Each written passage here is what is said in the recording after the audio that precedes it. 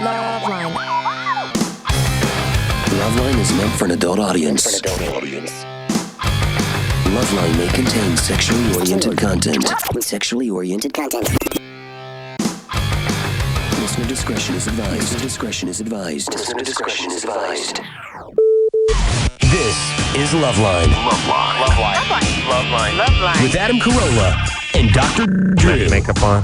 Hey, everybody, it's LoveLine. I'm Adam. That's Dr. Drew. Phone number 1-800-LOVE-191. Dr. Drew, board-certified physician, addiction medicine specialist. No guest tonight, just the love that is found between the two hosts. Phew. Tomorrow night, my gay assistant, Matt's going to come in here for just first half hour. Is that really doing him justice? No. But just to call Anderson hates. Well, he's also a TV star because he was obviously cast for your show, is what I'm thinking. He's super gay because he's such a horrible assistant. No, he's not. Way, That's where you're wrong. The only way it's possible is if he was cast for your show. Well, first off, let me tell you about horrible assistants. The bar is subterranean. It is so low in the Corolla assistant thing that all you have to do is show up, not take a swing at me, and you're far superior than my last 5 assistants. So that's number one. But number two, he's competent. He's got got chutzpah. He's got chutzpah. He's got what we call it. He's coming in here tomorrow night. Is Ray at least coming with him? He's from the TLC show. Now, Ray, we can't let on because Ray knows too much. Yeah, no, he doesn't really. There's nothing Ray knows that you don't know. Really? Is that No. right? Yeah. No, what could I don't possibly? know. How much you've heard horrific things I from know. me. That's what I was so surprised. Remember that one time I brought him in here as a surprise, and you thought, It's kind of ironic. Well, I didn't like the ambush feel of it. That's all. It's ironic because Ray seems to know very little. Yeah, Ray doesn't seem to know very much. But all to plug the TLC show, which by the way, I went and paid my grandmother a visit yesterday. Now she doesn't have cable because of course I only have 2 shows on cable. right. Well, you have 3. Man Show's airing again. Oh, Man Shows. Yeah. Okay, it's only 3 shows. But it's hardly double digits. It's not like I have 13 shows on cable. I only have 3. I'm only on 3 stations, 3 nights a week. Be fair. She never heard the radio show. I mean, she has heard the radio show, I guess. She has. It was about 2 years ago. But she better hope she's not listening now. All right, go ahead. So she says she doesn't have cable, but my mom will get her a cassette of the TLC show. Nice. Yeah, she wants to check your that out. mom's Mom's into it. Yeah. Mom's into it. She's trying to get Grandma into it. Grandma says to me yesterday that she saw the first parts of the first episode, but was nodding on and off, sort of dozed off. She was fading in and out, so she didn't see the whole. She didn't see the whole episode. Made it Put her clear to to me. sleep. Yeah. Well, I mean, it's she didn't good say for put her inducing. to sleep. It's good for inducing narcosis. But She just wanted to make it clear that she didn't see the whole episode because she wasn't conscious for a good portion of it. But she did. She would come back and then doze off again. yeah, and good sleep though. Very nice sleep. Oh yeah, no doubt. Put her down like elephant tranquilizer. And the thing that's funny is it's on a cassette. It's not like, it comes on at 10 o'clock at night, and I usually go to bed about 9:30, but I tried to stay up, but I just couldn't make it. It's on a cassette. Could have plugged it in the following day. It's not like my mom went and wrestled it back from her the following day. No. She Or could plug her it in. attendants could have stopped it and let her She sleep. show them all day, every day. You just plug it back in when you're more lucid during the day. Here's the other thing. Or just to catch up with the part you missed. Here's No. the thing that's funny, too. That's episode number 1. We're number 4 is going to air in 2 days. Huh. You know what I mean? In and out, just dozing. Liked what she saw. Moved a little too fast. Too Obviously fast. not fast enough to keep her awake. Yeah. But moved a little too fast, but liked what she saw. Oh, well, that's a But huge... again, can't render a fair judgment now- because she was in and out of consciousness. But on a Corolla scale, that's off the chart. I mean, to acknowledge it was your show, B, to spend the 3 minutes without sleeping watching, and to give it a positive but review.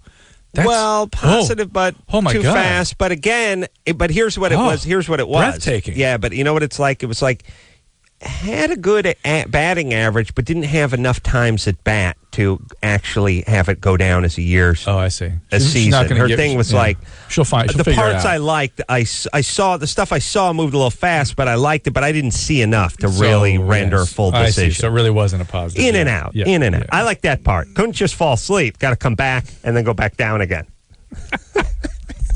And it's a cassette.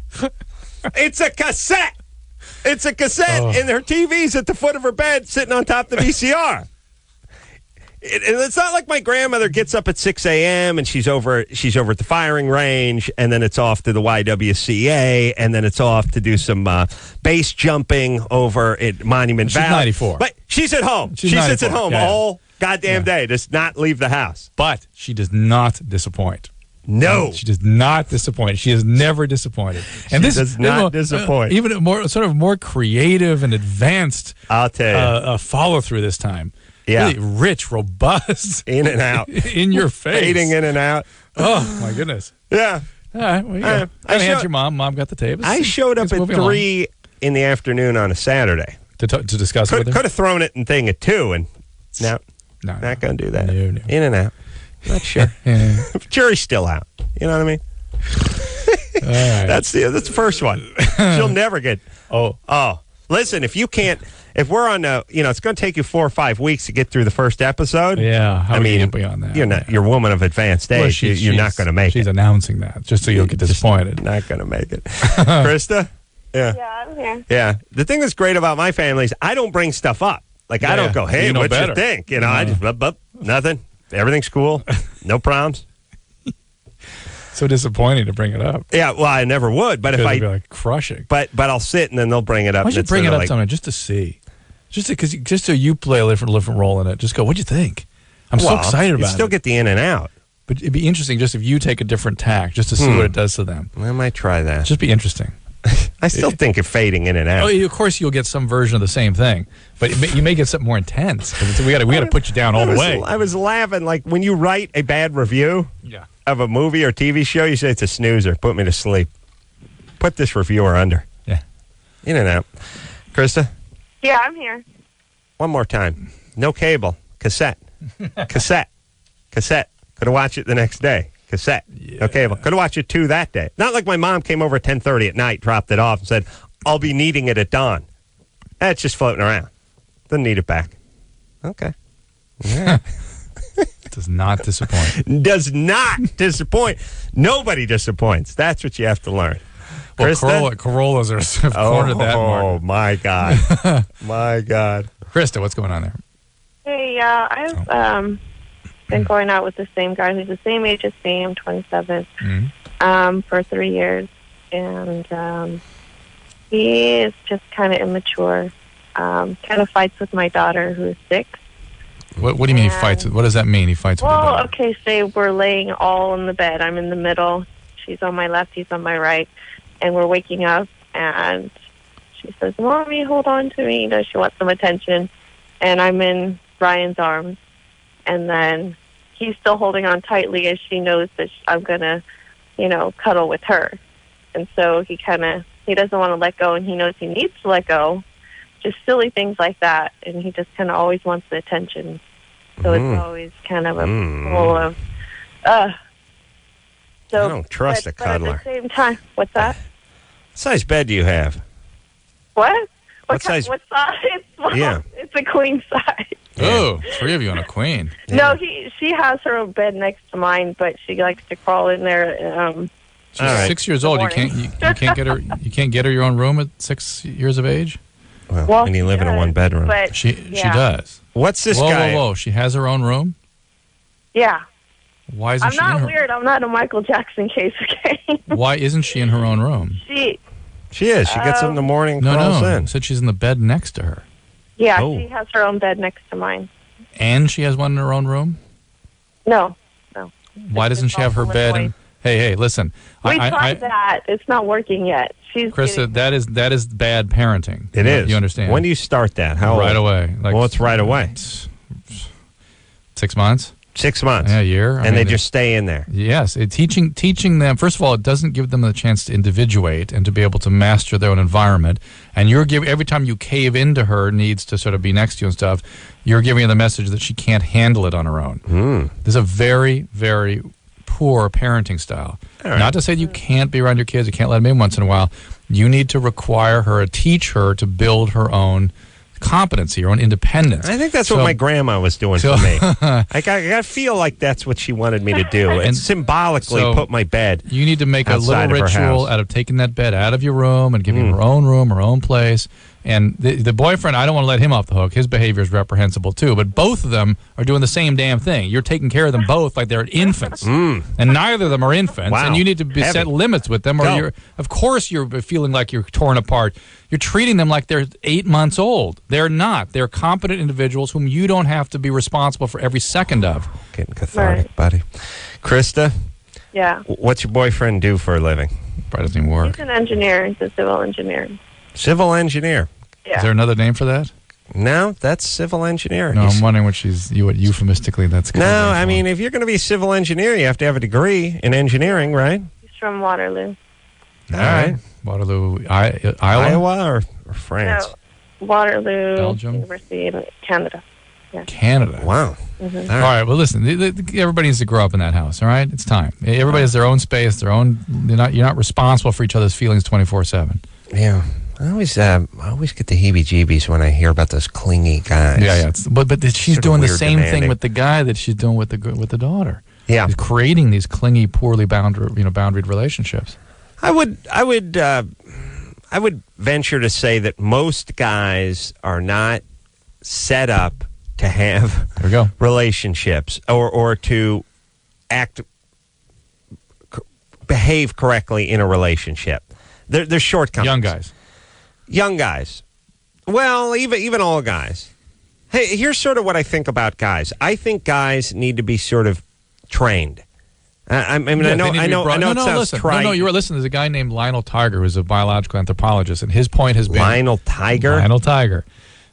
You mentioned that name 3 times before, and each time you've had the same response. Yeah. At Rutgers University. And he has said throughout human history, women have tamed men. Mm-hmm. To bring men into... Did he actually use the term tamed? He did use the word tamed, yeah. Well, he's got some sort of feline obsession, this guy. It just comes from his name. Yeah, well, of course. And guys will...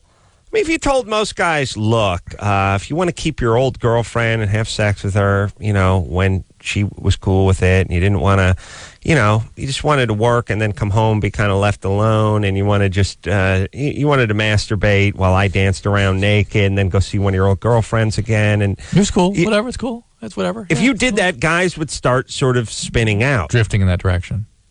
Yeah. A lot of guys.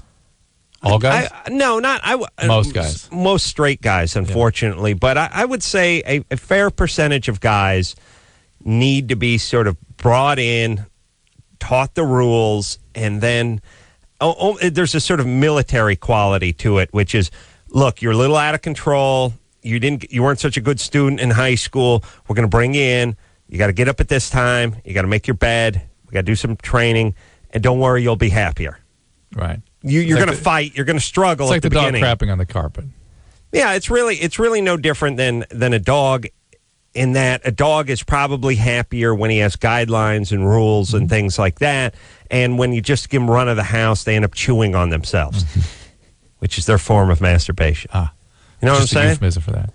No, you know what I mean? Yeah, They get neurotic. And kids the same way. Yeah, kids need limits and structure. Absolutely. And men. And if she's letting her guy sort of go unchecked, then he'll just become another kid. Right. All right. Let's talk to Scott, who's 18. Scott? Hey, guys. What's up?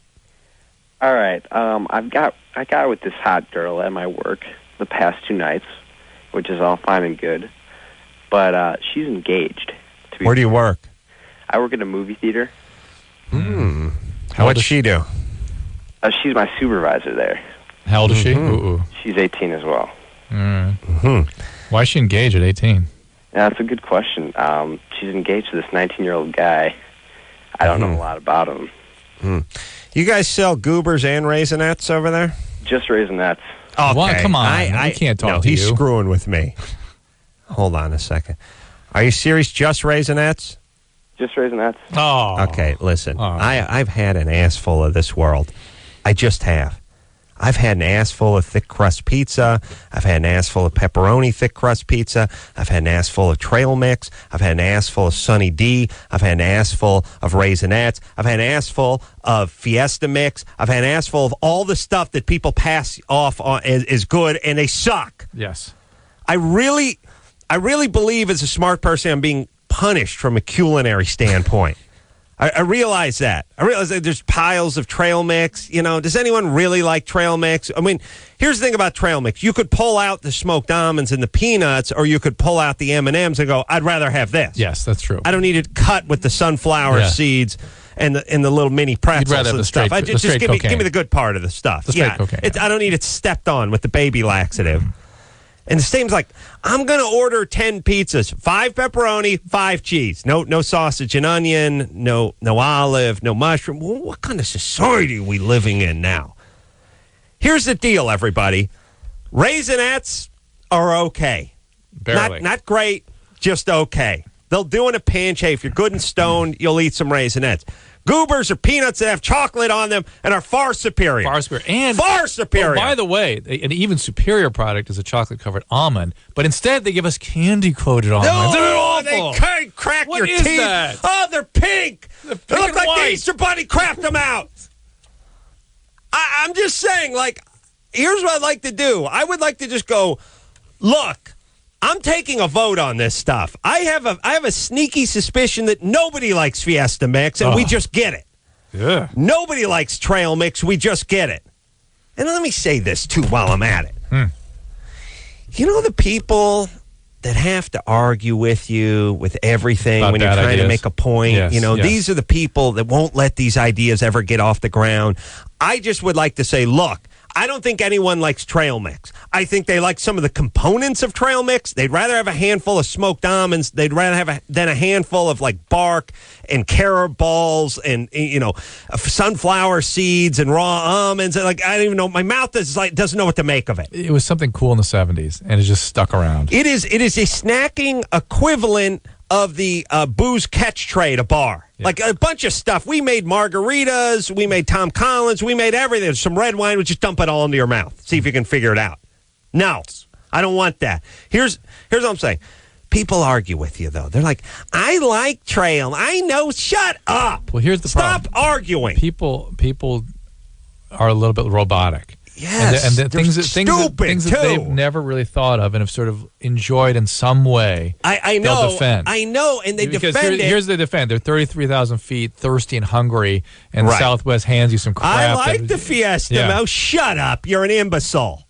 Not an imbecile. You're just not thinking. I'm going to call you stupid. Right, you take those same people and you do the taste tests. You know what's going to happen. Here's what trail mix. Here's what the Fiesta mix sounds like. It's like somebody took a bag of pretzels, punched it, and then put some taco seasoning in it, shook it up, and then dumped a whole bunch of salt in there and one peanut, shoved it in your mouth. Mm-hmm.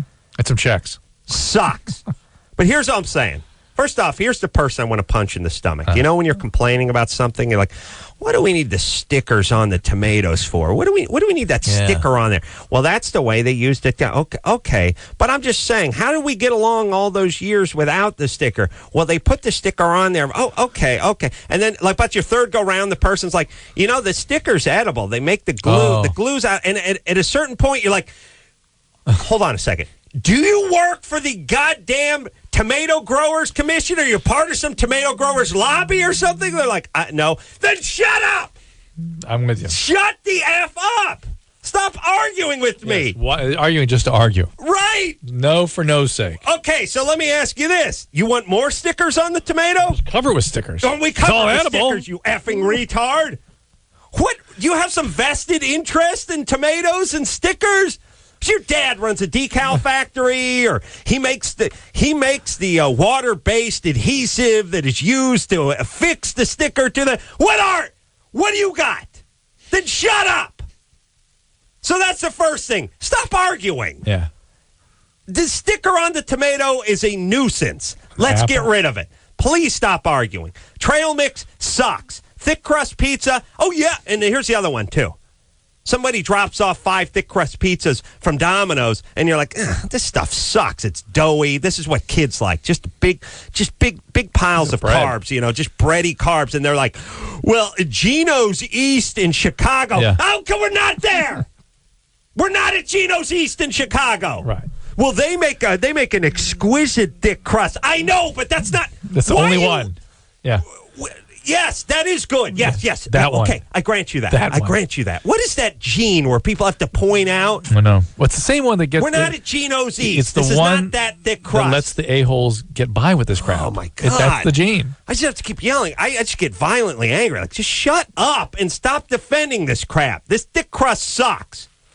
Yep. It's the same people with the cake. You're at the stupid birthday party. They got that sheet cake with the white frosting, and you're like, oh, man, this stuff blows. What am I, 11? I don't like that. And they're like, well, they make a great, and if you go to the Jewish district, you go to Fairfax, and you go to Benish, the bakery, and they pay $36.50. They have a German chocolate Dutch almond cake this isn't it. So shut up. What is that person? I don't know.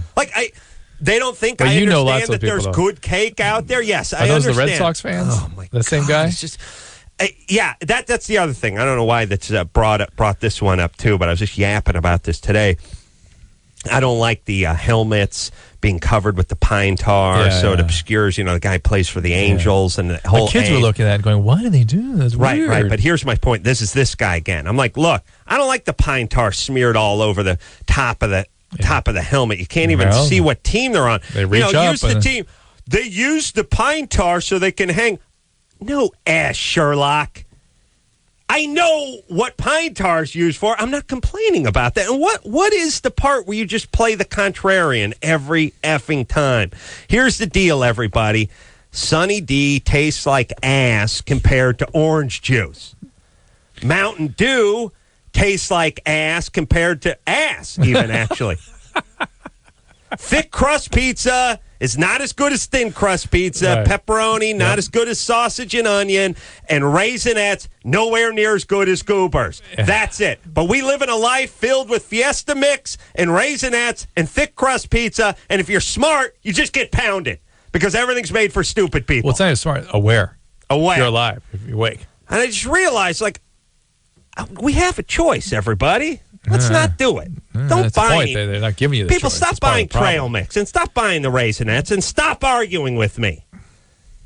Goobers are 100 times better than Raisinets. End of discussion. So anyway, Scott, we'll be back to you in a few minutes.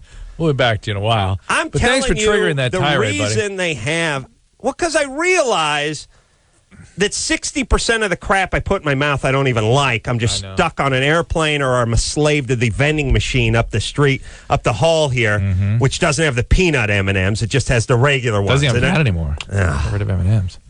Look, listen. Instead of bending to the will of stupid people, and believe me, here's all it is. Here's all it is, everybody. 8-year-olds like thick crust pepperoni pizza. Because they're 8. If you're 38 and you like thick crust pepperoni pizza, you're just stupid. That's all it is. If you like the music you like when you're 8, if you like the fashion you like when you're 8, if you like the movies you like when you're 8, or the books, you're just dumb. It's retarded, not retarded, retarded, but retarded in your growth. Yes, you're supposed to like that when you're 8, and then when you get a little older. That's right, not the TV show. Oh, please, all you idiots, stop ruining it for us, food-wise. And we could all stand up and get some peanuts on the plane and not that Fiesta Mix. All right. But I'm allergic to peanuts. Then walk, jackass. All right. And you're not. If I thought you were, I believe you. Here's what you're allergic to. You got molested when you're 8. Now the world becomes becomes your... Yeah, you get to victimize the world. It's awesome. All right. Take a quick break. Be right back after this. You have 5 seconds. LoveLine with Adam Carolla and Dr. Drew. 2. Back in a minute. 1.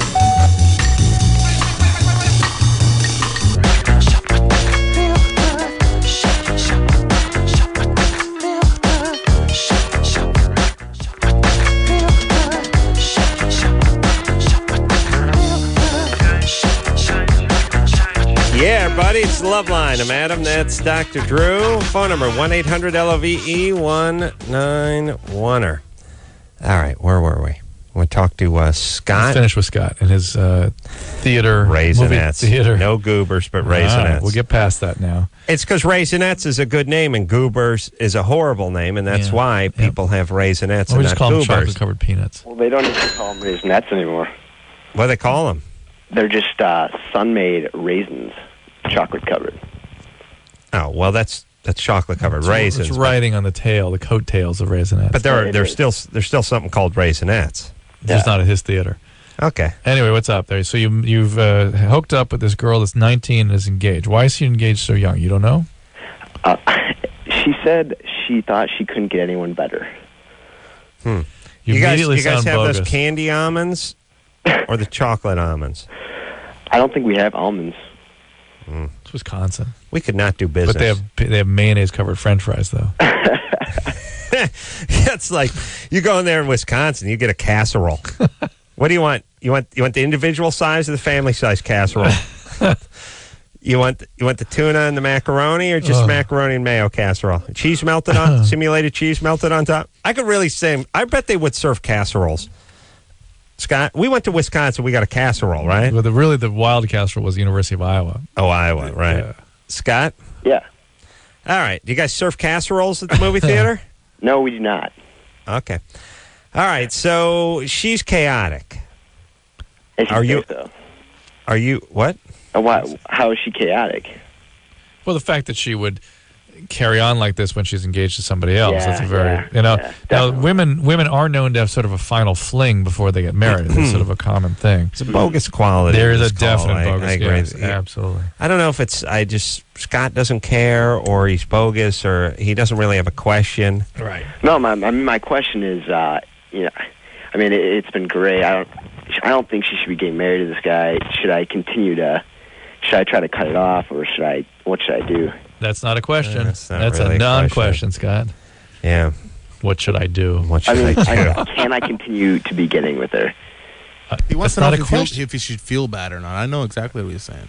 What do you mean? That's ask if you should feel bad. You have to ask if you should feel bad when you're moralistically, should he not interfere with this relationship? Well, which he does not look, believe if you feel bad, you feel bad. Yeah, what are you saying? We can't tell somebody they should or shouldn't feel bad. Moralistically, should he interfere with this relationship? Which Well, he doesn't obviously, you shouldn't be banging somebody who's engaged or married. Yeah, well, that's kind of a obvious, no-brainer. not a question. And you're doing something that's destructive to a relationship. Of course, most people would feel bad about that. And I do. I'm not banging her. I'm just hooking up. I'm just making out with her. All right. Are you in love with her? Oh, no. All right. Well, then knock it off. Look, if you're not that interested, then knock it off. Very simple. Especially just hooking up, just making out, using that. Couldn't find anybody better. What 19-year-old says that? Nobody says that. Yeah. And I think she was 18. No, she's 19. He's 18. No, I think she said she was 18 too. Oh, am I nuts, Scott? She's 18. I'm 18. Her fiance is 19. Fiance, 19. Okay, got it. There you go. Let's talk to quick before he drops an F-bomb. Sarah. Yeah. Hey. Hey there. 22. Yeah. What's How's up? it going? Good. I had a question for Dr. Jew. I haven't had a sex drive in a really long time, and I was on birth control, and I recently was diagnosed with panic disorder, so I've been taking Paxil, and I stopped taking the birth control because I have no sex drive whatsoever, and it's really frustrating me. And I was wondering if there's anything I could do or take to, get my sex drive going back, because the Paxil really has affected it more. I can't even orgasm now, with anything. I've tried. What birth control pill were you on? LoveLine 28, I believe. And when did you stop? I just stopped a week ago, and before that I was on the Depot shot, and I stopped that. I was on that for a year and a half. That'll shut you down, right? Yeah. Yeah, that's what I figured. Yeah, and then how long were you on LoveLine? I'm sorry. Probably, 3 months. Was it LoveLine or Tri-LoveLine? I think it was just LoveLine, LeVLIN. Yeah. Okay. Well, The birth control pill can definitely affect your sex drive. As we've said, the progesterone, the depot shot can absolutely shut you down. And sometimes it can take 6 months or so to come back. And some women, the triphasic pill will bring it back, some not. Some the estrogen-based pill will, some not. You have to kind of mess around with it if you're going to stay on the pill. Probably the best thing to do is just to come off until your sex drive returns. But now in your case, you've then added in Paxil, which, as you found, shuts orgasmic function off and shuts sex drive down even further. The only thing you can do with the Paxil is to add something called Wellbutrin or switch to Remeron or Cerazone. And given that you're using, or Lexapro sometimes. Wellbutrin you don't use alone, you add it. Well, you can either use alone or add it. Adding it doesn't do that much. It's usually switching to it that's the better thing. But there are 3 that don't affect sex drive and orgasm. It's Wellbutrin, Remeron, and Cerazone, and sometimes Lexapro. So given that panic's what they're trying to treat with you, Lexapro would be probably the best choice amongst those to see if that still has the same effect on your sex drive and orgasmic function. Let's play a little Germany or Florida with Dan. Hey, how's it going, guys? What's happening, Dan? 26. That's right. Germany or Florida. Things got very ugly at a pharmacy when police said one employee stabbed a coworker over who could microwave her soup first. Both women wanted to use their microwave in the break room. While they were fighting over who could use their microwave, one employee grabbed a large kitchen knife off the counter and stabbed the other in the abdomen. The 2 women then wrestled for the knife, each cutting their hands before the store manager could stop the fight. They didn't get along well with who could use the microwave first became a major issue, according to police. The victim, who was 20, was hospitalized and in good condition. The attacker is 23 and faces charges after being treated at a hospital for her wounds. Germany or Florida? Feels like Florida. Feels like Florida. I don't know of any German 20-year-olds that behave like that. On the other hand, Dan sounds a little bit shifty, like he might be trying to suck us into one here. Drew, what does it say about you that you're constantly thinking, second-guessing attempting things? To be overthinking by our callers? Well, and I'm then going with Florida. I'm going with Florida, and nonetheless, but I can't imagine a German behaving like this. In Floridian, it's easy. That's why it's too easy. That's what it is. I can't imagine a Floridian actually having enough education to be a pharmacist. These must have been just secretaries or whatever hanging around. Yeah, stocking the shelves. Yeah, that makes sense. So I am going with Florida as well. We're going Florida, Dan. You guys are geniuses. Florida. There we go. Thank you. Well done, Dan. Yeah. Thanks, buddy. Good times. All right. You know, I've been as sort of a contrarian and going the other way just to make it interesting, but that really felt Florida. But it's so much Florida, it was almost too much. Yeah. But there we go. Yeah. Let me say this. I'd like to standardize a few things in this country. Such as? Well, we were talking about food earlier. Oh, yeah, we were. Yeah. Fiesta mix, actually. Now, I don't count that as food. That's what I'm saying. You got to specify. I'll tell you, I have fantasies about going to companies and like going to United Airlines or Southwest or Northwest or whoever hell dishes out that Fiesta mix and just standing on the boardroom table and throwing it at people and screaming at them and just ranting and raving. I have these fantasies where I go to these companies and I just start screaming at them about what just horrible product they're doing. Mix. Just scream, Fiesta mix. Yeah, it's my rallying call. I would like some uniformity. Yeah, I ordered some vegetable soup and from some takeout place. I was doing some voiceover. You never know what you're going to get for that vegetable soup. It could be like just clear broth with the mini corn cobs floating around in it. Right, and really bland, and like a little bit of diced cucumber, and that's it. And to me, it's like I tell you, every time I go to that diner that's at the Hard Rock Cafe. In Vegas? In Vegas. I get burned. Yeah. You know, they got that diner 24/7 or Lucky 7 or whatever it is. I always go in there. I'm always half in the bag. It's 3 in the morning. I sit down with Jimmy and a whole bunch of guys. I know. Yeah. You open the thing and there it is. Huevos Rancheros. And every time I get burned, I'm like, yeah, buddy. Oh, that's going to be awesome. Because I'm drunk. We've been out gambling. The strip clubs. This is going to have the cheese and the eggs. Going to be melting with the beans and the tortillas and you know huevos rancheros, that greasy Mexican whatever you're thinking about. 3 in the morning, got a couple of drinks in you. Oh, this is going to be awesome. Every time, then what shows up is a breakfast burrito, scrambled eggs put inside of whatever. Yeah, I always eat it, but it's always like, oh no, that's a breakfast burrito. That's a breakfast burrito, and they're like, yeah, this is how we do it. Yeah, and I'm like, okay, see. It's very dangerous when you start doing that. Oh, and they say that to you especially. That's what's dangerous. That's not Huevos Rancheros. And by the way, at this point, why don't you spring out a tuna melt? Yeah, that's how we do it. That's what we do. That's our Huevos Rancheros. But that's a tuna melt. Yeah, we call it Huevos Rancheros. Why don't you just drag out a trash can filled with fecal matter and go, this is what we call, this is it. This is it. This is what we call Huevos Rancheros. Yeah, these Lula kebabs. Yeah. This is what we call Huevos Rancheros. Mm-hmm. You know what I'm saying? Yeah. You can't do it.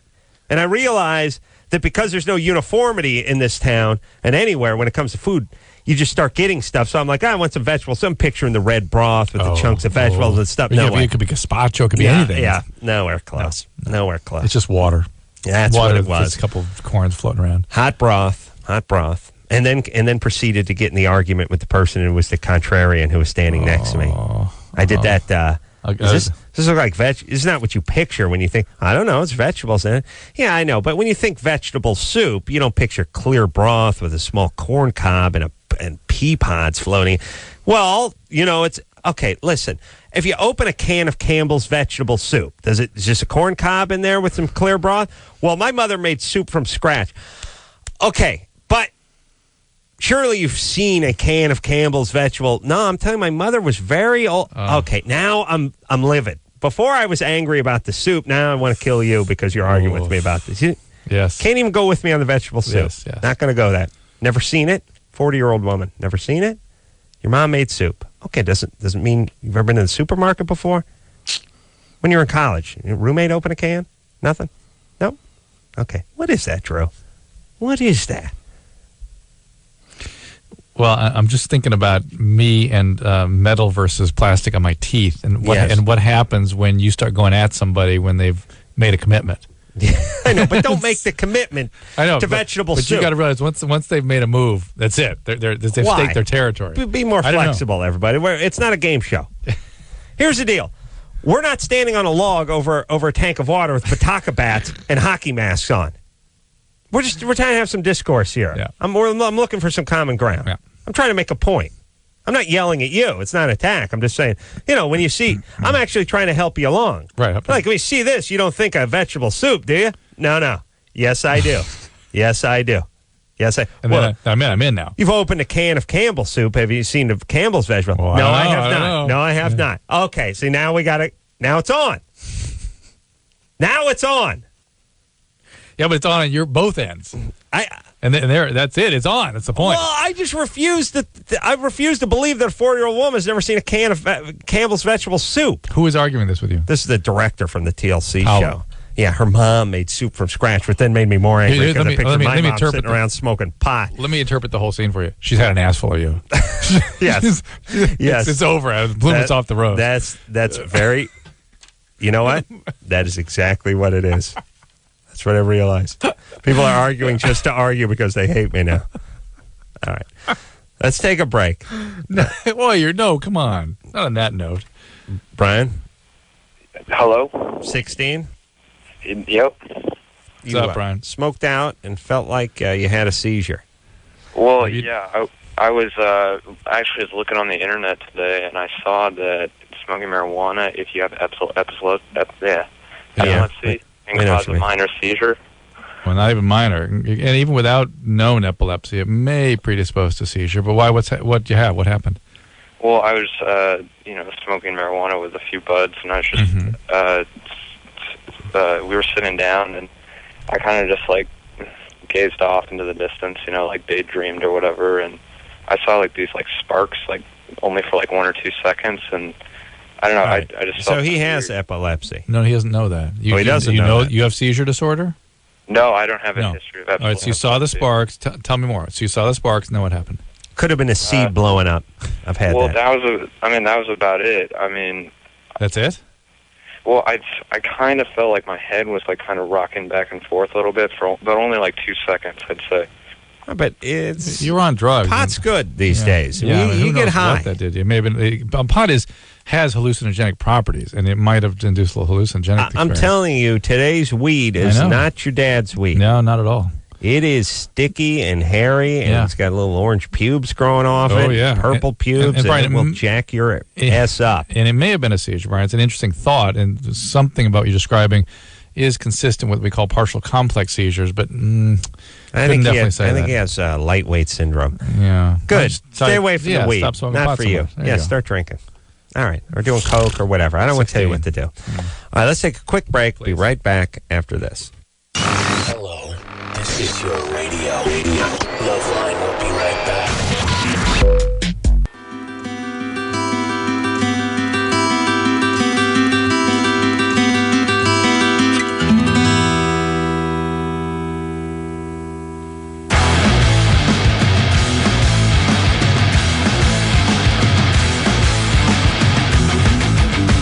Yeah, everybody, it's LoveLine. I'm Adam. That's Dr. Drew. Phone number 1-800-LOVE-1910. Let's hop back to the phones. Speak to Kevin. Kevin. Hello. 25. What's up? Hey, guys. First off, I just want to say I've been listening to you guys for years, and you guys are absolutely awesome. You've done so much for me and just everyone else. You guys are great. Thank you.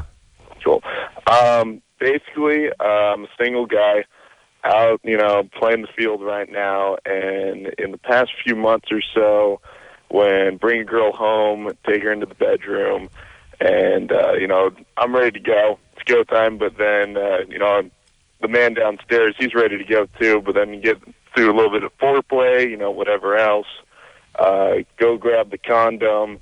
By the time I'm back with the condom, he's not so ready at that point, and then, so that's problem number one. The second problem, I'd say, once I finally do get him up, maybe with her assistance or something, it's not exactly the longest experience as well. So problem one, getting them ready to go. All right, we got it. Keep them going. Well, here's the thing. I got a couple things to say. First off, Drew, don't you sort of feel like your relationship... Trail mix again? No, okay. Your relationship with your penis is sort of like a athlete that's been in the league for a few years as you get older, as opposed to rookie, which is when you're a rookie, you had the legs, you had the strength. You have to impress. You had the speed and all that, but yet you didn't have the savvy. Right. You didn't have the technique. You didn't have the nuance. Yeah. And then later on in your career, and this is your relationship with your penis, you may have lost a step, but you've made up for it in experience, being able to read the defense, having the techniques down, and things like that. At that point. And so you're actually a better player than you were your first or second year in the league, even though you've lost a step. You aren't dropping any passes that are sent right to your gut. You're not dropping. That's right. They're all going to be. That's right. You're not going to make any more circus catches those days, but you're Mr. Consistent. But you're right in position to get those passes that are right to your chest. Third down, move the sticks. Yeah, that's right. Third and 4. You're the go-to man. That's right.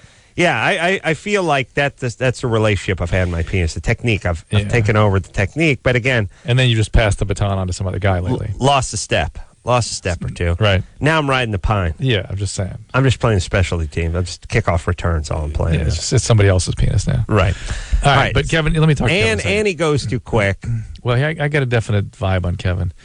I think he needs a relationship. He's not. Yes, but I feel something a little more going on here. All right, let me say one more thing. Yeah. It's all well and good to be one of these guys that tries to bed a multitude of women and bring different. But look, some guys aren't really cut out for it. And if you ain't cut out for it, don't do it. It's not really going to work out. Why do you say that in relation to Kevin? Well, any guy who has difficulty keeping the wood, and then when he gets it, it goes off too quick and stuff. This may not be that guy. Yeah. Okay. And I actually hear something too, Kevin. Yo. You sound sort of, for lack of a better word, deeply alone. Mm. Do you feel... I mean, to be honest with you, I just got out of a kind of a long relationship about a year ago or so. And you've gotten over that yet? Yeah, I think I am. I mean, I'm enjoying the single life for what it's worth. I'm having fun meeting new people and stuff. But, it sounds like it's fun and it's interesting, but you may want to get focused on something a little more meaningful. Who broke up with who in your long relationship?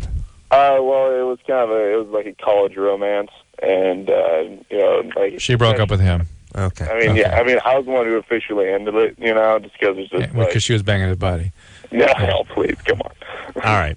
Yeah. All right, so Kevin, here's the whole thing. You're not on medication, and you don't.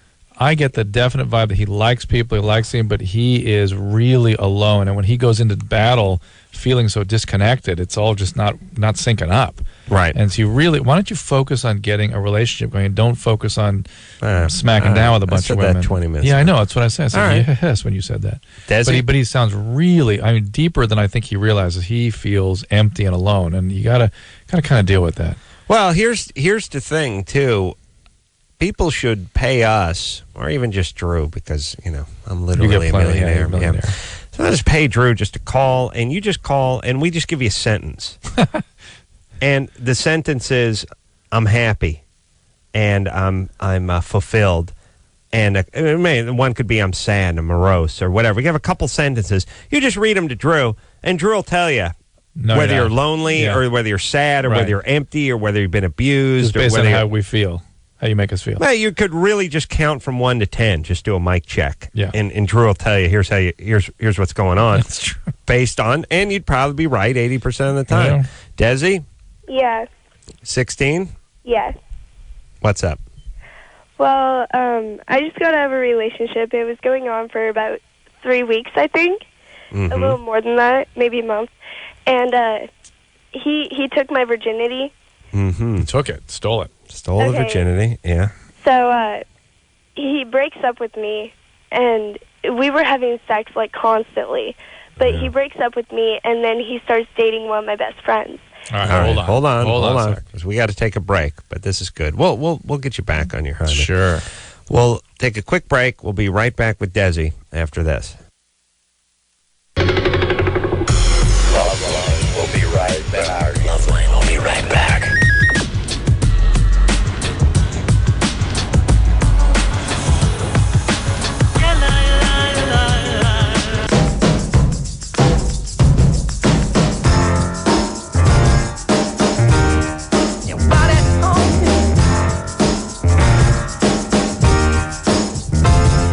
Yeah, everybody, it's LoveLine. I'm Adam. That's Dr. Drew. Phone number 1-800-LOVE-191. Let's get back and speak to young Desi. Poor Desi, 16 years of age. Went out with a guy for about 3 weeks or so. How old was the guy? He was 18. How old? 18. 18. Ooh. Took her virginity. And now had a lot of sex, and then started having sex with her friend? No, it was okay, I'm pretty sure that he wasn't cheating on me, but my friend came into town, and about 3 days later, he broke up with me. And within that 3 days, we weren't having sex at all. And yeah, because he broke up with you. That's why you weren't having sex. He broke up with me, Hello? 3 days after my friend got in. Hello? Hello? What? Desi? Yeah? Why'd you I didn't. Then why did the phone ring? It didn't. Yeah, I did. Oh, hello? There you go. What was that? I don't know. Well, who was that? On the other line? Yes. My friend Kyle. I don't know. He said the phone rang. I called him. I was like, listen to me on the radio, because he was trying to call me during the break. So. Oh, okay. Yeah. How was he able to break in on our phone line? Huh? All right. Kyle's got a lot of attitude. Whatever. What's your question? Yeah. Okay. Is Kyle gay? What's up with Kyle? I don't know. I don't want to know. I want to know what the hell's going with Desi. What's her question? There's no question yet. No, doesn't have a question. What's your question? What? I just need advice on getting over my ex-boyfriend. No, I don't know. No. It sounds bogus, Desi. It sounds bogus to us. But here's the deal. Every relationship will end like this. Yeah. You'll have sex, then you will break up, and then you won't, and then you or your boyfriend don't get pregnant. Will date somebody don't else. have sex so soon, and it'll help you. Right. And the guy's an a-hole that he picked on your friend instead of showing you some respect and just ducking out with the head, held low in shame like it should have. It's going to be weird 50 years from now. There's a bunch of 70-year-old guys named Kyle. You know what I mean? Yes. Kyle. That's not a good 75-year-old name. We could have a president named Kyle. Ooh. Nah. Think about that. No Kyle, no Todd. We could have a guy named Todd who's president. We could have a guy named Kyle named president. Eventually, one's going to break through. Yeah. Dylan. Got a president. President Dylan Jacobs. Dylan. We have a president named Dylan. You know, one of these idiots is going to break through. Wow. Kyle or Dylan or Jacob. How about Hillary? That's kind of a weird. Yeah. You know, really abstract the name from the person. It's kind of like, ugh. Yeah. Yeah, that's going to be awesome. Sam? Yeah. 15? Yep. What's up? Yeah, like last night I was with my girlfriend and I was fingering her and she said to stop because it hurt, and I asked her why, and she was, I don't know, she just said it hurt, and then but she said it doesn't hurt when she does it, like by herself. Yeah, there's not much you can do, Sam. The vagina is not an inside-out penis. Yeah. I know that's what you think it is. Powerful stuff, Drew. That's how young males approach the female genitalia, as though it's just an inside-out version of what they have. And it's a totally different piece of equipment. Totally. Yeah. And no two are the same. It's the other thing you've got to understand. Mm-hmm. Right? Mm-hmm. Or it's very hard to find two that are the same. Really? And many don't like you to do that thing where you're pushing down there with your hand. You take it easy. Yeah. And all of them want you to do it very lightly, for the most part. I was. And all right. Well, here's the thing, Drew.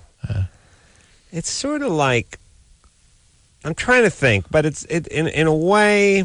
I'm trying to think what the equivalent sort of thing is. It's like sort of like having for a male, I guess it'd be like having your teeth cleaned or something. It's like somebody's monkeying around in your mouth, and it can work out. You know, they can be gentle and they can do a nice job, but if they start getting rough, it's going to be uncomfortable in a hurry. Yeah. Like if they're like, look, you got about a half hour worth of teeth cleaning, but I got about 10 minutes here, so let's see if we can get through this. It's going to be an uncomfortable ride for you. Yeah. They're just sort of poking and fiddling around and no, there are and things whatnot. that get uncomfortable and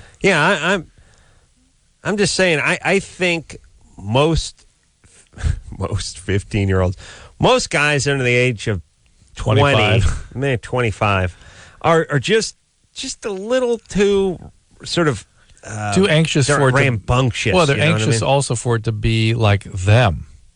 They know how they'd like things done to them and what it feels like for them, and have difficulty translating that into a totally different system, the female system. Right. And they've had their little limited experience, and their thing is, well, what the last one liked, fill in the blank. The last one was faking it, anyway, so you'd quit. Yeah, right. Well, let's be honest. All right. Sam. Yeah. Just stay on the outside, buddy. Take it easy. Take it easy. Slow down.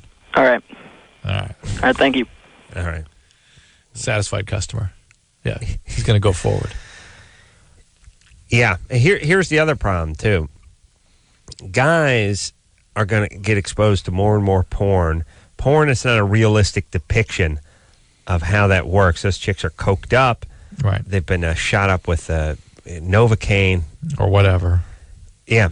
They've been doused with liquid cocaine in their genitalias, and the guys are just going at it. Yeah. And then the chick's screaming. And she's faking it. She's faking acting. it, but she's like, oh, my God, she's loving this. And then that becomes your template. Right. There you go. All right. Here's how they like it. Yeah. Well, would you think anything differently if you just watch a ton of internet porn and you're 15 and now you're... What else they got to go on? Confronted with your first vagina? Huh? Heavy. Yeah. That's why I'm going to have to talk to your boys. Sarah? Will you? Yeah. That'll be great. Not now, but 3 months from now. Sarah? Take them out, flying the airplanes, he promised that forever. 22? They'll be beside themselves. Take them out. Sarah? What? Yeah. Yes. Let's just do it one more time. It's been a while. The cat versus canine. Oh, that's a good idea, versus feline. Yeah.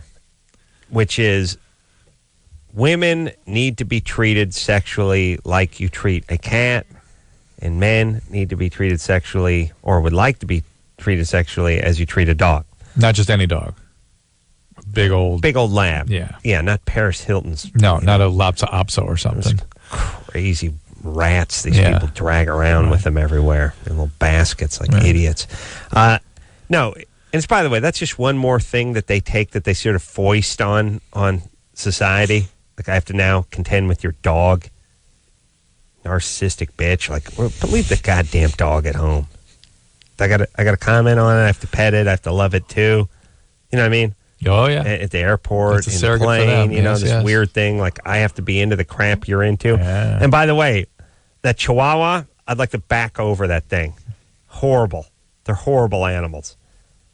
People act like dogs are just dogs. Oh, lab, a Chihuahua, a husky, a Malamute, they're all the same. No. Chihuahuas are horrible. Different. They're horrible. Yeah. They're horrible. They're just horrible. I've never met one that didn't growl at everyone and snap at everyone and wasn't just a complete waste of time. Move it along. Oh, Anderson has a Chihuahua. Oh, he does? I can't remember if he has one or he likes I'm very one close or to 3 something. Chihuahuas, and they're all amazing. Oh, that's right. They're all Move it along. horrible animals. All right, anyway. Horrible. They're different. Okay, here's the point. You treat a woman like you treat a cat, which is you don't go bounding after a cat. You approach slow. Slowly. And actually let the cat come to you. That's the whole thing. That's why cats hate toddlers, because toddlers run up and pounce on the cat and start pulling on its tail and its ears, and the cats are always, they'll spend the entire visit with the toddler on top of the refrigerator. Yeah. Now, which is, by the way, like our buddy Sam we just spoke to. That's right. That's where his girlfriend was headed, on top of the refrigerator. Take it slow. Put your hand out. Cat comes by. Cat's a little curious. Cat starts rubbing. Cat will provide its own pressure. It'll show you where to push. Mm-hmm. Cat will start pushing this. You never see a cat pick its paw up and start rubbing its paw against you. And if you start grabbing its paw, it tries to pull. It doesn't like that. Right. But it likes that sort of the back stuff and that rump stuff, and it'll just rub. They present. They present. They'll start putting the pressure. They'll start putting the pressure on. Mm-hmm. So your job is to try to apply equal pressure where they're putting the pressure. The next thing, when you're petting the cat, don't go against the grain on the fur. Slow, rhythmic. Don't be all over the map. Just lots of consistency. Yeah, just because the cat wants it right there doesn't mean you can now go start shaking down the cat. Right. You want to keep the cat on your lap. You want to keep the cat purring. Slow and easy. Nice and rhythmic. Nice and slow. Circular motions. Yeah, like a hula dancer. La, la, la, la. That's what you do. Now, dog, we do. Throw the dog, spin it around, throw it on its back, start grabbing its belly, smack it around, pulling the ears. Yeah, the more aggressive, the better. I mean, they start going. Yeah. I mean, they like it. Throw them down. That's right. It's rub the belly. Rump. Cat, nice and rhythmic. And you approach that pussycat the way you approach that lab. Bad times. Bad times. Yeah. Cat's freaked out. Cat's running. And then, by the way, the next time that cat sees you coming in the room, taking off. That's right. Taking notes, Rick? Yeah. Okay. Sarah? Yes. 22? Yes. What's up? Well, at age 22, I think I have overactive bladder, which I think is something that only affects old people. What are your symptoms and how long you had them?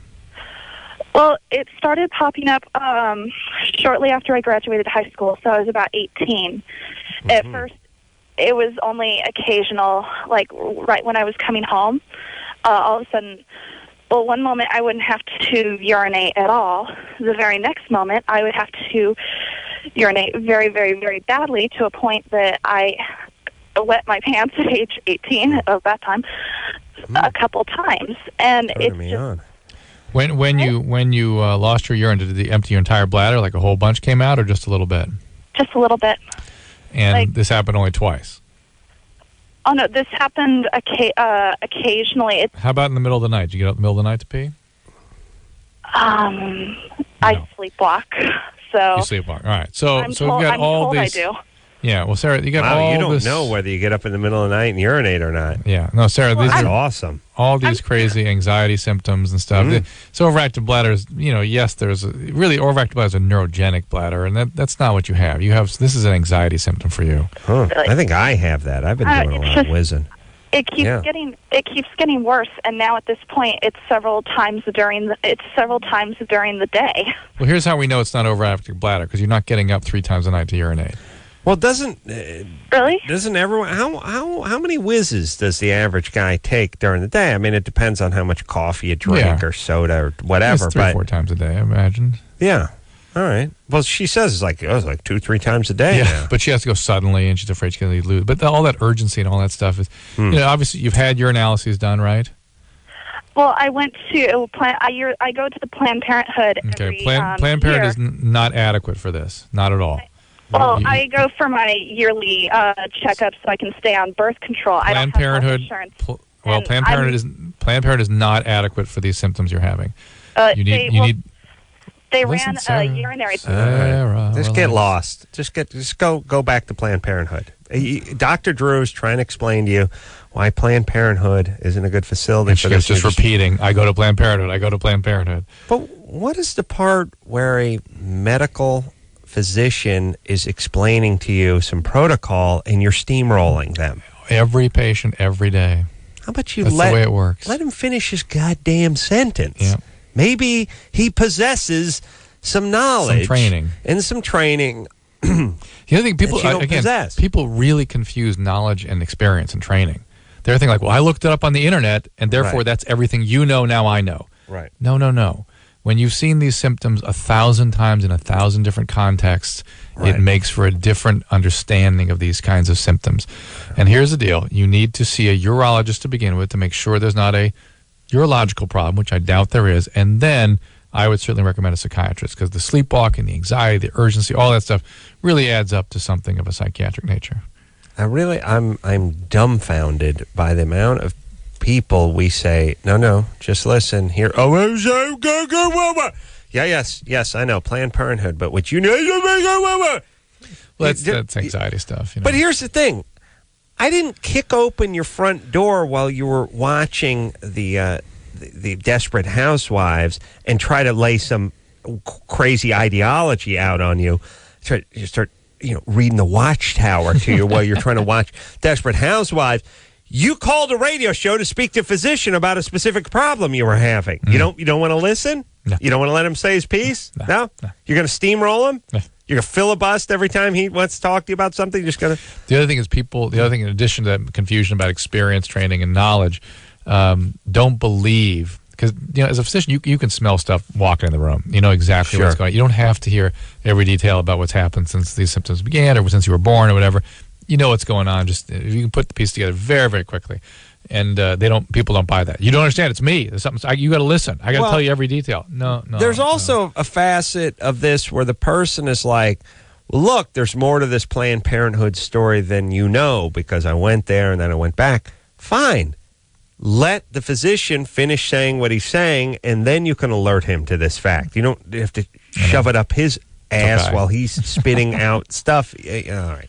Just go call it. It really wouldn't matter what they did at Planned Parenthood because, A, I know they don't have urologists on staff there, so I know you haven't seen a urologist, and that's what you need. I also know they don't have psychiatrists, so once the urological problem has been evaluated, that's where you need to go next. And I'm not saying a psychologist, I'm saying a psychiatrist. I'm doing a lot of whizzing myself. Oh, yeah? True. Yeah. No, you have diabetes. Maybe I have diabetes? Yeah. How do I get that checked? Well, you got just a blood test, very simple. You probably already had that. All these surgeries and stuff you've had. I'm sure they screen you for that. Yeah. But you have your medicine at night. I drink my medicine. There's large volumes in that medicine. Yeah, but here's the thing, Drew. Please. And by the way, you're getting age now when the prostate's getting big, and may not be that you're whizzing a lot. You're just whizzing frequently. No, but here's the thing, Drew. There are copious amounts of urine. Huge whizzes. I almost fill the sink. Toilet. But every time.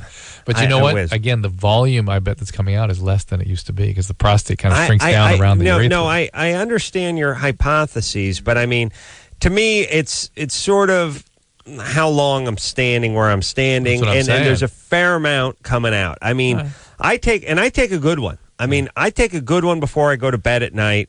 I drink a couple glasses of medicine before I turn in, but in terms of volume, it's not that much. Not that much. And then I take a good long whiz. And then I go to bed and, 5 in the morning, get up, and I'll take a decent-sized whiz then. And then when I get up in the morning, 9 o'clock in the morning, where I'm ready for another good whiz. And the volume doesn't seem to match whatever's gone in. You know what I'm saying? Let me just point out to you that you and I sit here and drink 6 cups of coffee, 3 glasses of water. Coffee, yes. Yes. And then wonder why you pee you're right. all night. Okay? You're right. All right, give me some salt tablets and some sand. That's what I'm saying. All right, let's talk to... I like Tim over here. Let's talk to him. Tim's got it. Yeah, he's got what we call it. Tim? Hey, how you guys doing? 27. What's up, my brother? Oh, man, this is like one of the highlights of my life to be talking to you guys finally. Long time listener. Right back at you. What took you so long? I got a personal request. I've been waiting for you, Tim, all these years. Yeah. Crying out loud. Where you been? This might date me, but Adam, I'd like you to officially name me Dean of the Junior College at Boobville. That's right. I'm going to have a junior college. Yeah, so I can ridicule people. Yeah, it's going to be called junior college. Yeah, it's not going to be called community college. No, but I mean, it's not going to be Boobville Community College. It's going to be junior college. Yeah, I'm even thinking of calling it junior college. Or how about just college junior? I'm actually going to call it junior college, named after a famous junior. with huge jugs. Yeah. All right, Tim. What's up? Well, I'm 27. My wife is in her third trimester now. It's our first baby. We're having twins. Congratulations. Thank you. Date is January 3rd. A couple of weeks ago, the libido kicked in real hard. Yeah, that is one of God's many tricks, is that he makes sure that women in their final trimester just are into it. Well, I mean, she's into it. And then you're having some preterm labor and stuff, and you can't do anything about it. Well, she's got, and I don't know, I mean, her vulva, I guess, or it's all swollen labia up. Or what? Oh, it's all swollen up. Yeah. Really sore, and she wants the sex, and I can't, it's off limits. Sure. It hurts so bad. So she wants butt sex, like all the time. She wants the butt sex. All right.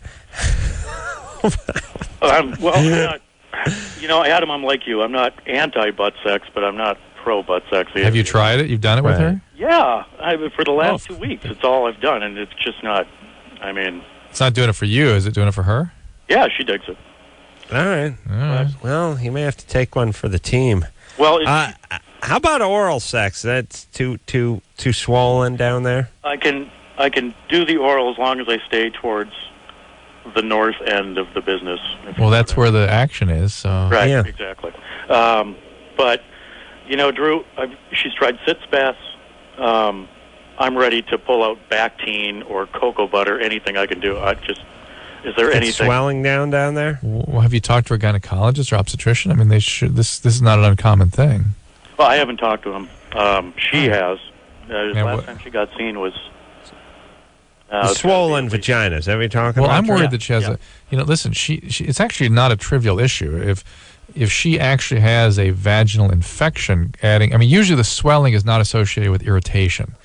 And so that irritation actually bothers me a little bit. And it's not associated with pressure or irritation. Well, she's talking about inflammation of the lining of the vulva. She's saying it burns and it hurts.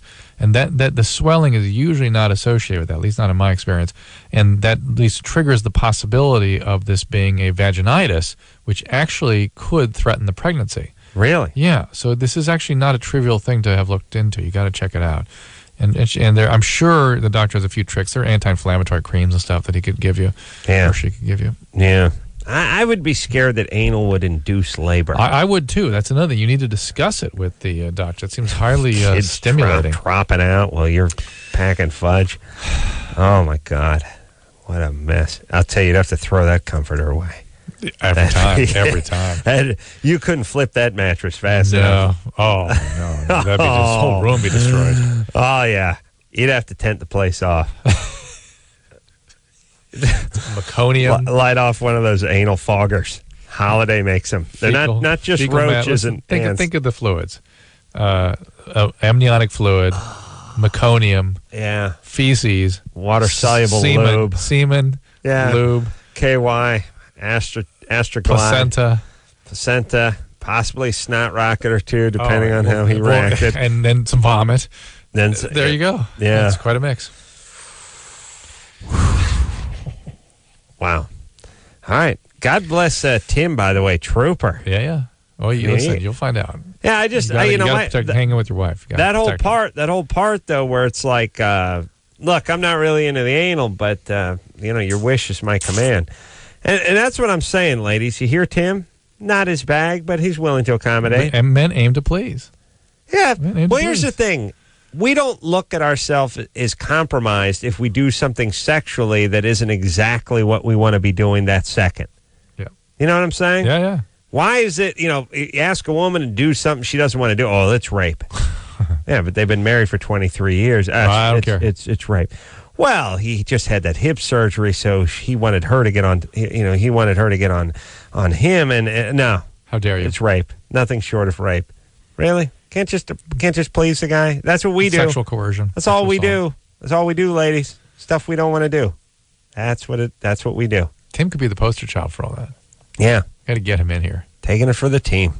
Take a quick break. When we come back, we'll speak to Mercedes. Had 3 orgasms while working out on a treadmill. You want to say hi to her? Yeah. Mercedes? You do. Yeah.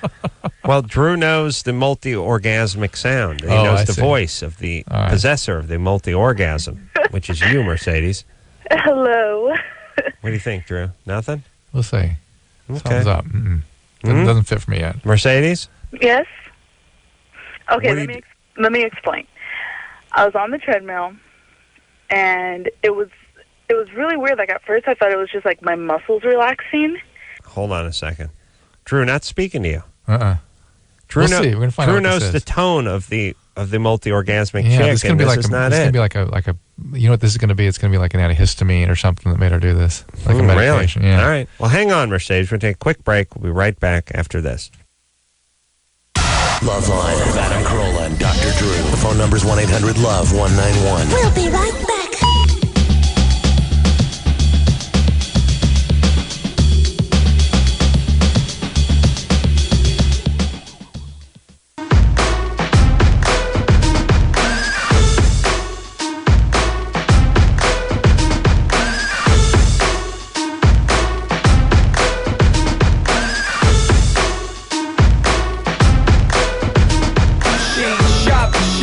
Yeah, everybody. Shop. 1-800-LOVE-191 is the phone number. That's Drew. Talking about shopping? Yeah. Must be.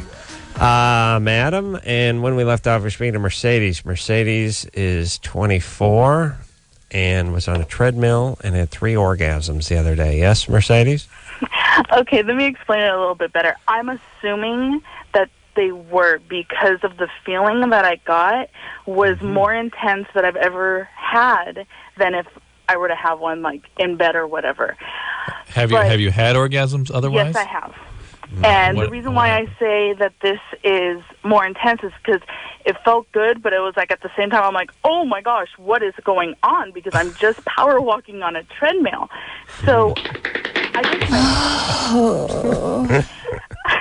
I guess my question is, was it literally an orgasm, or was it the dynamics of me power walking, maybe the speed I was going, was something else being triggered, or was it muscle relaxation? I was just Women can have orgasm doing sit-ups. They can have orgasm sitting on a cold bathroom floor. It depends on you and the circumstance. And also, it's hard to define. I mean, here's the whole thing with men. Orgasm is like a home run in Major League Baseball. It's not like I'm not sure. Maybe that was a home run. Look, it either cleared the fence or it doesn't. Right. If it doesn't clear the fence, you better start running, and if it does, you can start jogging. But either way, there's no it's unclear. Barry Bonds, whether he has is if 610 or does he have 180 home? It's he counts some of these as home runs, but we don't count them as. Now that's the beauty of the male orgasm.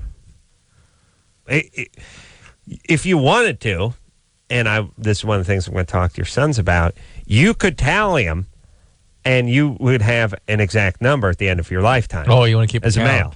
So we need like one of the thing the umpires got. It's not that one. It's the one the bouncer uses in front of the club. For the fire marshal. Yeah, there's everyone walking. Big club. But the point is you never really think about it. As a male, you could probably keep track of every single orgasm you ever had. As a woman, some women could, but then others would be some gray area. Mm-hmm. Well, I think pretty clearly she had orgasm. She had 3 of them, though, interestingly. So let's see if she's had. Yeah, let's see if she's multi-orgasm. Yeah, if you go ahead. I'm sorry to interrupt you. But what? So I'm going, and like the first 5 or 6 minutes, I felt something. I'm like, oh, okay. And then I went a little bit more, and about 7 minutes later, I was like, oh my gosh. And then Right. it was the third one, and I'm not kidding. I lost my balance, and I almost fell off the treadmill. Wow. That's comical. I was. Well, that was the orgasm. Probably the other ones weren't even orgasms. And like, it sounds so ridiculous, but I can't hear Mercedes. What? Oh, it sounds so ridiculous, but literally the third one, I went, oh my gosh! Like, Wow. and it was just really weird, and I was like, thank God this was in my house and not at the gym. Oh, I see. All right. Yeah. I think the third one was probably actually an orgasm. The other two probably weren't even. Tremors. Yeah. Do you have a boyfriend? No, I've never actually had a boyfriend. Have you had orgasms with another person? No. Do you Hold on masturbate to one orgasm? second. Hold on. Let me do some math here. Power walking at home at 24. Got up to 165. And You're fat. Never actually had a boyfriend. Now we're at 185, and then there are orgasm 207. That's what I've ended up with. Mercedes, Yes. what's the weight? Oh, yeah, I was just saying, whatever you have, the number in your head, you want to probably times it by 2. Well, I actually, I was wrong because the Mercedes should have got me. I should have tacked on 50 for the name. What? How much do you weigh, Sweetie Pea? Well, I will be honest with you, and I've actually, because I do come from a big family, I actually just lost an uncle who was in the hospital. He fell at home. They had to take him out. He had pneumonia, but the big problem was he was over 700 pounds. Wow. Yeah. Wow. And that was the thing that really kicked it for me. Like, not only seeing a 700-pound man lying in a hospital bed, but everyone else in the hospital room was between 300 to 400 pounds. And I was your like, the family, you mean? yeah, it's a family thing. Like, the only people who were thin were my sister, who's 140, if that, and then my cousin, who's 120. But other than that, we are big people. And it literally took that to make me go, you know what? You're 24. You cannot live your life this way. How old was your uncle? He had just turned 56. Boy, it's over 700 pounds. Yeah, you First can't off, live do like you that. even here's the thing? Do you even know when you fall when you're over 700 pounds? It's like knowing when a ball falls that's been rolling on the ground. Like, when is it ever up? Yeah, the thing crazy. is, it was so scary. He was in the hospital for about a month or two, and he lost about 200 pounds, so he was 500 pounds when he passed away.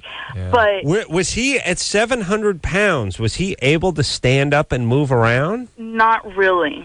I'm just curious how he fell. To tell you the truth, the whole entire situation, this was a half uncle of mine, because if we went into my whole entire family story, we would be on here for another 4 days. Yeah. All right, So, no doubt. but just to let you know, this was he was a half uncle of mine, blood related and whatnot. Yeah. When he went in the hospital, it was 734. When he did pass away, he was about 525. But when he lost more of the weight, since they were able to move more stuff, they found out they had a hernia that basically busted out of him, and he got. Oh my God. Okay, but let me just ask you. First off, how do you weigh people in the hospital that are? They actually showed us. They had crane. a little. They have a crane thing. It was semi. What they did is they got the cloth kind of thing, kind of in a way, The tucked harness. it under him. It's how you move dolphins out of the tank. Exactly, and that thing weighs them. Wow. And I had like a 400 or 500 pounder once, and I remember in the first when I was teaching at the time, and But you're catch and release, right? You didn't actually. Yeah, we sent him back. You didn't gaff it on board. No. We're just observing it. Kept it in the tank. Kept it in tank for observation. Oh my God. And this woman diarrhesed. I mean, she peed like 85 pounds in the first 2 days in the hospital. She was in heart failure. I think I did that. And last I had night. this like little intern there. I was training. Go. She diarrhesed one of you in 2 days. Wow. One of you out 2 days. Wow. Just pee. So it really, seeing that, it really put me to realize this is not how I want to live my life. I don't want to get to that. So this happened in July. Well, how much do you weigh now? Right now, I weigh 310, and that's because I've lost 35 pounds since July. Wow. Why do you consider? I mean, you may be one of these candidates for the bypass procedure. Bariatric surgery. When people see me, they usually assume, oh, well, you couldn't be more than 250, 270 would be pushing it. But people really think I'm between 225 and 250 because I am proportioned. That is one thing that I'm lucky about. Well, we got to bring you down to about 150. How tall are you? I totally know. I'm a 5'8". Yeah, we got to get you down there. And some people, the bariatric surgery, if the genetics are the way you're suggesting, that may be the only way. But I'm not trying to discourage you from the exercise and the diet. By all means, try that first. By all means, what I'm doing these days, and I'm really happy, and I've really stuck to it because, like I said, you never know. You don't know how it is to see a 700-pound man laying in a bed. With the skin breaking down. No, you really don't. I love the idea that it's a crazy compliment. You're not an ounce over 275. No, 335. Get the F out of town. Are you kidding me? Wouldn't it put you a pound over 260? I had you. You had a little fly. You're just like a cotton ball. I can't have you. 270. No, not an ounce over 2. I refuse to say you're an ounce over 270. 3 bells? Three bells. Ridiculous. No way. I know 300 pounds when I see it. You aren't it. Wow. Well, here's the 700-pound stuff. They can't breathe. They get pneumonia because they literally can't move their chest enough to ventilate the bases of their lungs. Yeah. Their skin breaks down in horrible ways. You can't I would believe say the you could lose 125 to 140 pounds, but if you say 200 pounds, I'll just no, please. It's like it's a weird conversation to get in. Yeah. You look fantastic for 335. You look like 280. Yeah. Proportion. Hello. All right, Mercedes, here's all I'm saying, sweetie P. Yeah. A couple things. Here's my belief for people that are as big as they are, as soon as they are. Genetic hand, baby. And that's why the surgeon genetic hand. Important. Society doesn't like the whole genetic hand thing. Yeah. Society doesn't like the genetic hand thing on the good side or the bad side. Right. It wants to play it hard. Here's what we want. We want to be a tabula rasa, that the man superimposes everything on us. We would like Michael Jordan to write a book on how we get a vertical leap.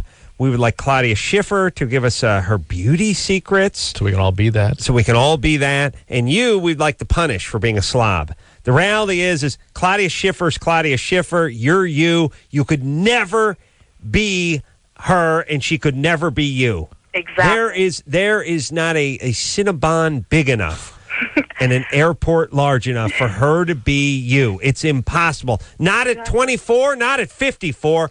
Just impossible. Yeah, not genetically set up that way. Can I add something?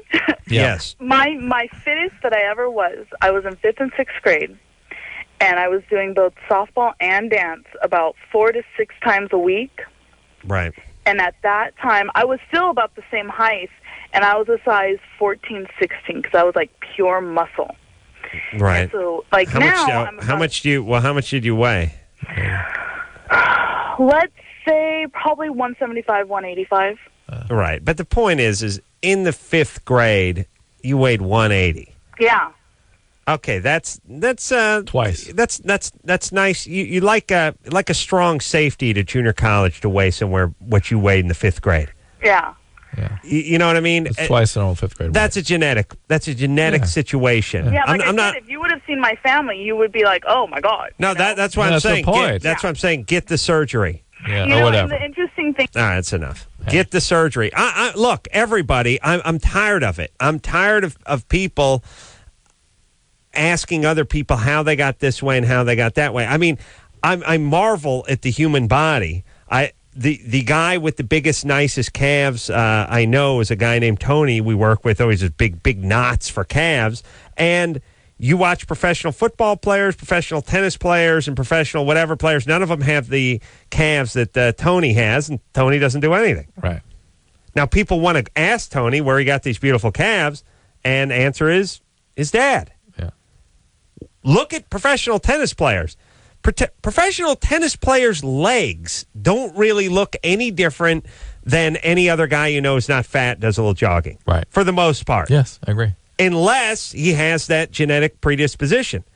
The arm they swing the racket with looks the same. Like John McEnroe never looked at any better with his shirt off and a pair of shorts than anybody other 22-year-old guy you went to college with. And all the guy did was run around a tennis court all day, every day. Remember Rod Laver? Yeah. He had a huge right hand. Right arm. Yeah. But that's him, too, by the way. That was him, too. The activity with that arm has caused some buildup. Right. Now, should my buddy Tony with the big calves write a book on how to have big calves? Because according to him, do a little walking. That's it. Take your dog to the park. Get huge calves. Get huge calves. Right. That's how you do it. All right. No, I'm just saying the people that have blue eyes don't need to write a book on how to have blue eyes. Claudia Schiffer doesn't need to write a book about being hot. And Mercedes shouldn't be punished for being 180 pounds in the 5th grade. Yeah. That's it. That's your cut. That's what you got. Yeah. Now be realistic about it and go get this bypass surgery. Yes. I would almost argue, Drew, and you as a doctor, stop me. Barring somebody with, a deep-seated psychiatric problem, hey, man, if you're 300 pounds plus as a chick by age 19 or 20, boom, you got a genetic problem. I think that's probably true. Now, it's one thing. Well, you lock yourself in your room and hook up a pump that just feeds soft swirl into your veins. All right, that's one thing. But even that's usually 250, 270. I don't know somebody who could be that at that. Yeah. I hang around exclusively people who just sort of eat what they want, do what they want. They just look, they're all the same. Yeah. All of them. Yeah. Think about the people even as you get older, the guys I know now, they're getting up there now. They still eat the same crap. They do the same thing. They all look exactly the same as they look. The fat guys are fat. The skinny guys are skinny, and everything's the same. And there you go. All right. Take a quick break. Be right back after this. Hello, this is your radio.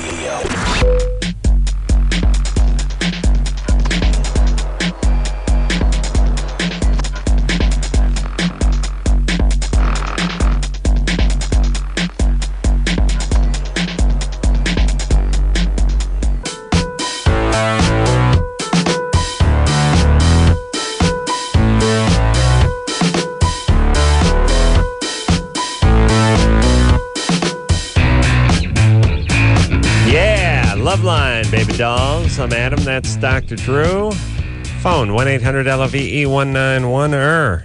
I'll speak to Amy. She's been on hold for 90 minutes. Amy? Hello. Ooh. What's That's going trouble. on there? You're 18. What's up? Well, I have problems committing. Yeah. Mm-hmm. So don't commit. You're 18. You don't My have mom wants me to. Wants you to get married or something? Yeah. Well, you don't have to. No, she wants the whole kid thing. Like, I love my mom to death. Like, beautiful. Have kids when you're 30. That's fine. Does your mom really want you to have kids at 18 or 19? Yeah. No. Well, then. First off, go to college. So many please. things young girls feel are just feeling like my dad says I'm fat. Right. Right. Your dad said that maybe it was cold. You should put a jacket on, and they didn't call you fat.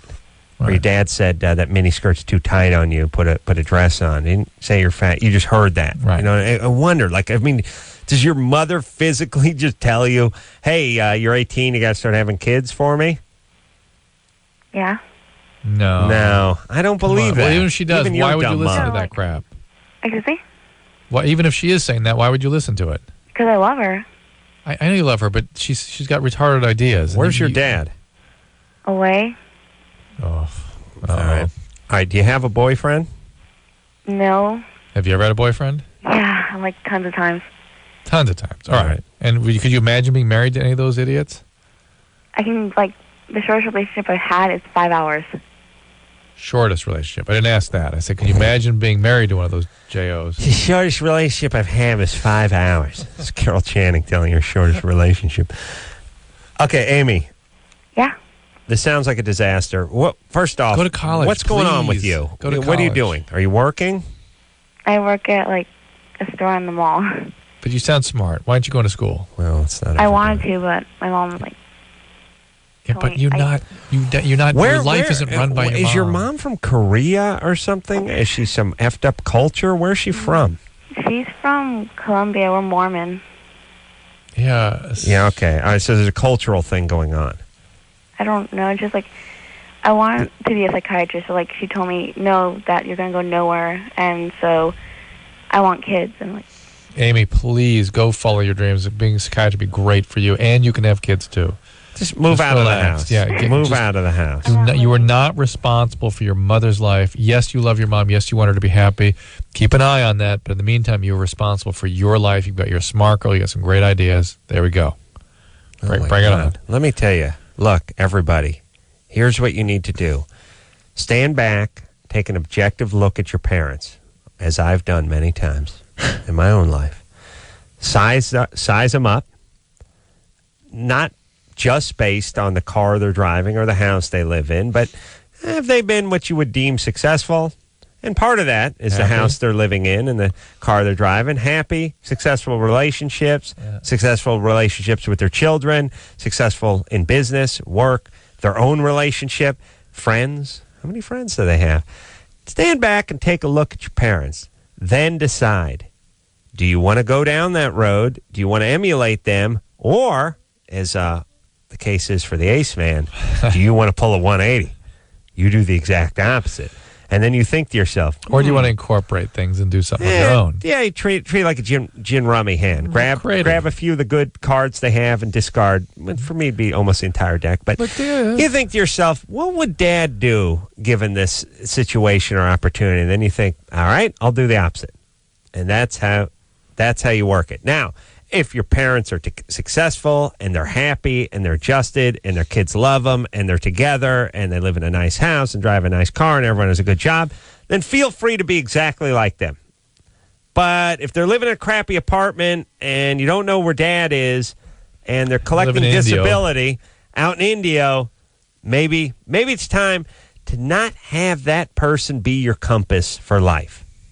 Doesn't mean you have to slap them in the face or disown them. Or not give them what they want. Respectfully. But do it on your terms. Move out. That's the first step. Get out of there. Second step is start living your life. And yes, you not going to college and getting knocked up is an archaic thought from the old land. It's not an accident that, Amy, from the moment we picked up the phone with you, I started chanting about college. Right. Because I can tell you're smart. I tell you you can accomplish something. Don't squander that. Do it. Dan.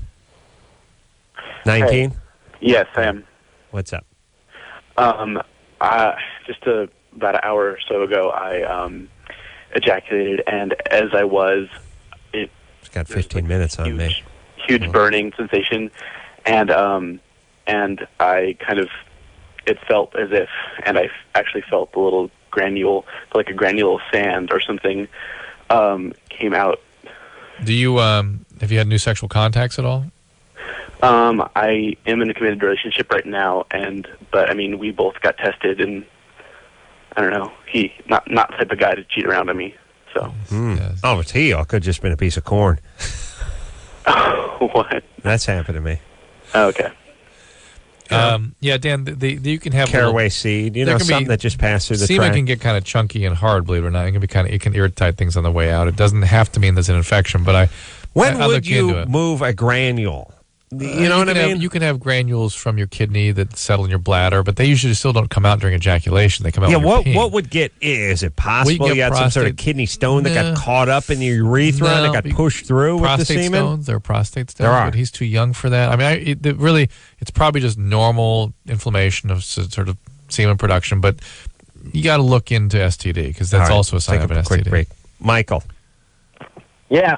Sorry you've been on hold. We'll talk to you first tomorrow night. We're just plumb out of time. We got to go to commercial break, and I feel the same way about young Bryce. Bryce, hang on. First out of the chute tomorrow night, or second behind Michael. Sorry, brother. Take a quick break. Be right back after this. If you need help, call LoveLine. 1-800-LOVE-191.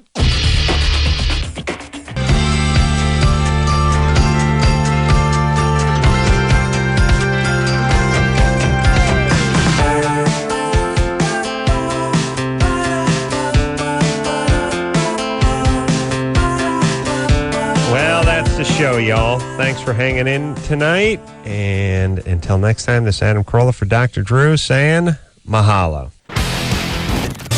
This has been LoveLine. The opinions expressed on this show are not necessarily those of the staff, management, sponsors, or the station. The producer for LoveLine is Ann Ingold. LoveLine is a presentation of Westwood One Entertainment.